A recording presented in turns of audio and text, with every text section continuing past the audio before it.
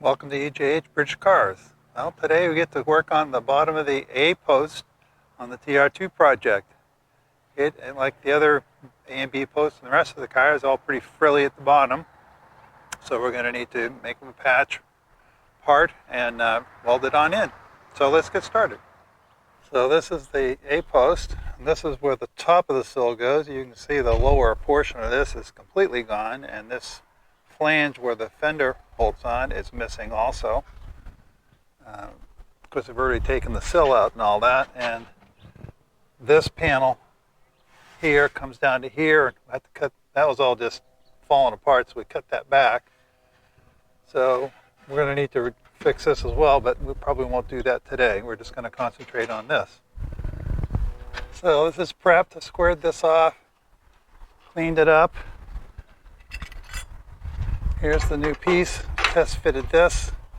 Looks like it's all good. And then the other thing I want to do is clean this up inside and out. I take this piece of flat and just spot weld it in, and that'll give me something to weld against and hold it in place. And then, of course, we're going to go and butt weld all the other joints.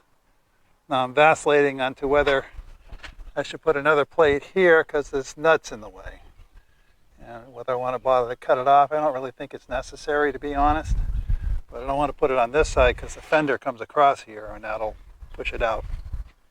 Anyway, so I'm going to spot weld that piece in, and then we'll get ready to fit the, this is the piece that I made for it. You can see that fits in there.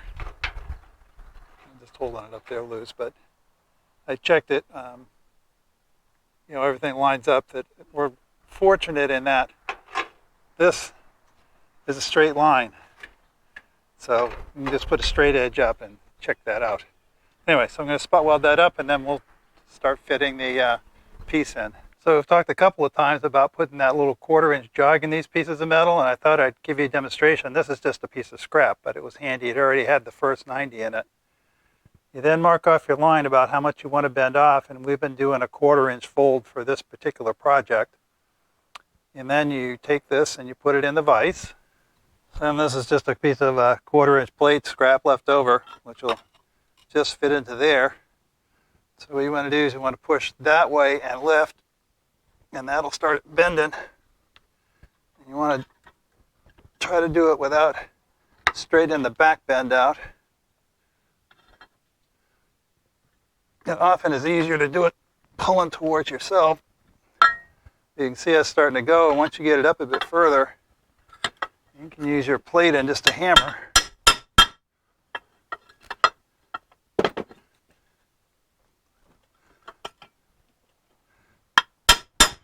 Hammer it down. Because I wouldn't want to try to do an 18-inch bend like this. It'd be an awful lot of, it'd be pretty heavy.